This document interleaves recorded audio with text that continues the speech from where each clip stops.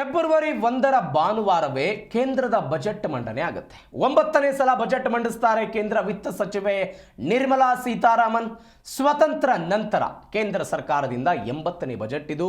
ವಾರ್ಷಿಕ ಬಜೆಟ್ ಮಂಡನೆಗೆ ಸರ್ಕಾರದ ಸಿದ್ಧತೆ. ಸತತ 9 ಬಜೆಟ್ ಅನ್ನು ಮಂಡಿಸ್ತಾರೆ. ಮೊದಲ ಹಣಕಾಸು ಸಚಿವೆ ಎನ್ನುವಂಥ ಈ ಬಿರುದನ್ನು ನಿರ್ಮಲಾ ಸೀತಾರಾಮನ್ ಅವರು ಪಡೆದುಕೊಳ್ತಾರೆ. ವಿಶೇಷ ದಾಖಲೆಗೆ ಪಾತ್ರ ಆಗ್ತಾರೆ. ಮತ್ತೊಂದು ವಿಶೇಷ ಅಂತ ಹೇಳಿದರೆ ಭಾನುವಾರ ಸರ್ಕಾರಿ ರಜೆ ಇರುತ್ತೆ.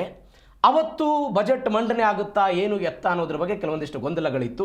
ಅದರ ಬಗ್ಗೆ ಸರ್ಕಾರವೇ ನಾವು ಚರ್ಚೆ ಮಾಡ್ತೀವಿ ಅನ್ನುವಂಥ ಮಾತುಗಳನ್ನು ಹೇಳಿದ್ರು. ಇದೀಗ ಭಾನುವಾರವೇ ಅದು ಮಂಡನೆ ಆಗೋ ನಿರೀಕ್ಷೆ ಇದೆ. ಸಂಸತ್ತಿನ ಬಜೆಟ್ ಅಧಿವೇಶನದ ದಿನಾಂಕಗಳನ್ನು ಇನ್ನೂ ಔಪಚಾರಿಕವಾಗಿ ಘೋಷಿಸದೇ ಇದ್ದರೂ ಕೂಡ ಸರ್ಕಾರ ವೇಳಾಪಟ್ಟಿಯನ್ನು ಬದಲಾಯಿಸುವ ಸಾಧ್ಯತೆ ಇಲ್ಲ. ಈ ಹಿಂದೆ ಕಿರಣ್ ರಿಜಿಜು ಕೂಡ ಇದರ ಬಗ್ಗೆ ಮಾಹಿತಿಯನ್ನು ಕೊಟ್ಟಿದ್ದರು. ಅಂದರೆ ಪ್ರತಿ ಬಾರಿ ಈ ಹಿಂದೆ ಅರುಣ್ ಜೇಟ್ಲಿ 2017ಕ್ಕಿಂತ ಮೊದಲು ಮಾರ್ಚ್ 31ಕ್ಕೆ ಬಜೆಟ್ ಮಂಡನೆ ಆಗ್ತಿತ್ತು. ಅರುಣ್ ಜೇಟ್ಲಿ 2017ರಲ್ಲಿ ಅದನ್ನು 1ನೇ ತಾರೀಕಿಗೆ ಮಾಡಿದ್ದಾರೆ. ಹೀಗಾಗಿ ಆ ಸಂಪ್ರದಾಯವನ್ನು ಕೇಂದ್ರ ಸರ್ಕಾರ ಮುರಿಯುವಂಥ ಸಾಧ್ಯತೆ ಬಹುತೇಕ ಕಡಿಮೆ.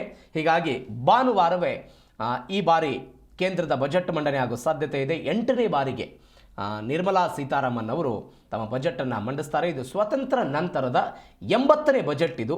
ವಾರ್ಷಿಕ ಬಜೆಟ್ ಮಂಡನೆಗೆ ಸಿದ್ಧತೆಗಳು ಇತ್ತೀಚೆಗೆ ಪ್ರಧಾನಿ ನರೇಂದ್ರ ಮೋದಿ ಅವರ ನೇತೃತ್ವದಲ್ಲೂ ಕೂಡ ಒಂದು ಸಭೆ ಆಗಿತ್ತು ಬಜೆಟ್ ವಿಚಾರಕ್ಕೆ ಸಂಬಂಧಪಟ್ಟಂತೆ. ಹೀಗಾಗಿ ಫೆಬ್ರವರಿ 1ನೇ ತಾರೀಕಿಗೆ ಬಜೆಟ್ ಮಂಡನೆ ಆಗುತ್ತೆ.